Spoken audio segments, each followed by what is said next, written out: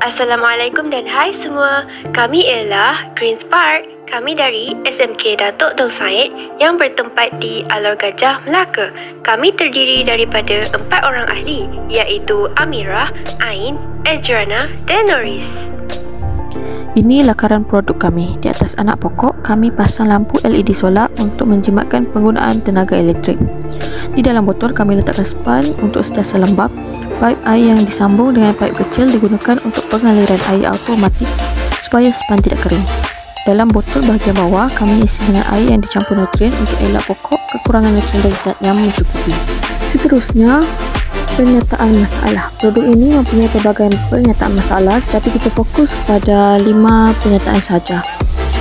Penyataan masalah yang pertama ialah penggunaan elektrik boleh menjejaskan bumi. Yang kedua, tanaman tidak cukup sumber air kerana tidak dapat menyiram pokok di sekolah apabila cuti sekolah.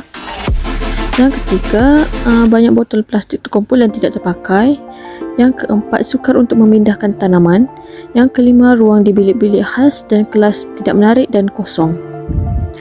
Jadi, apakah strategi kami untuk atasi masalah ini? Terdapat 5 penyelesaian antaranya. Yang pertama, menggunakan solar untuk penggunaan tenaga. Hal ini dapat menjimatkan tenaga elektrik. Yang kedua, produk berwarna-warni. Ia dapat mencantikkan kelas dan bilik-bilik khas. Yang ketiga, kecil dan mudah dibawa. Ia dapat memudahkan kita memindahkan tanaman dengan mudah. Yang keempat, menggunakan sistem hidroponik. Ia dapat mengatasi masalah tidak dapat menyiram pokok apabila cuti sekolah.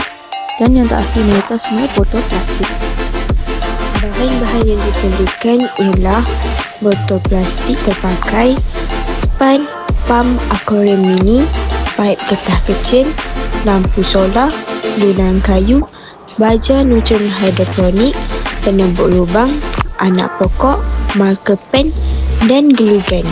Semua bahan-bahan ini hanya memerlukan kos anggaran yang bawah RM100 sahaja.